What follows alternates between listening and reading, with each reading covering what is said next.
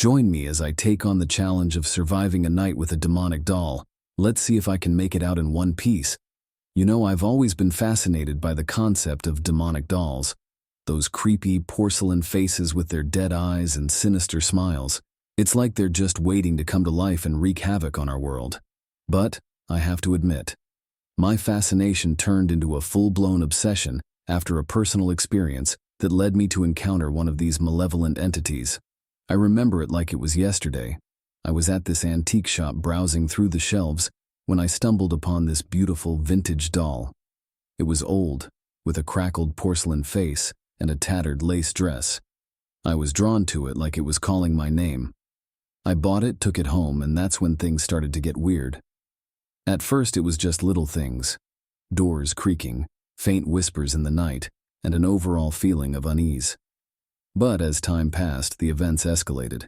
I would find the doll in different positions, like it had moved on its own. Its eyes seemed to be following me, and I could have sworn I saw its mouth curve into a malevolent grin. I knew then that I wasn't dealing with your average everyday doll. I started to research the doll's history, trying to understand where it came from and what kind of energy it possessed. I scoured the internet, poring over forums and articles, talking to paranormal experts and historians. What I found was terrifying. The doll was created in the early 1900s by a mysterious cult who infused it with dark magic and evil intentions. As I delved deeper into the doll's past, the occurrences grew more frequent and more intense. I would hear disembodied voices, see shadowy figures lurking in the corners of my room, and even experienced sudden, unexplained changes in temperature. It was like the doll was amplifying the malevolent energy around me, drawing it in like a magnet. But there was one moment that surpasses all the others, the moment when I confronted the doll.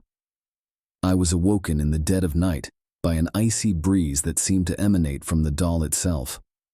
I sat up, and that's when I saw it. The doll was sitting on my bed, its eyes glowing with an otherworldly light. I froze, my heart racing as the doll began to whisper strange arcane words in my ear. The encounter was intense, to say the least, but it also taught me a valuable lesson. Never underestimate the power of the supernatural. The experience changed my perception of dolls and the paranormal, and it made me realize that sometimes the things that go bump in the night are more than just myths and legends. Looking back, I'm grateful to have survived that demonic doll encounter.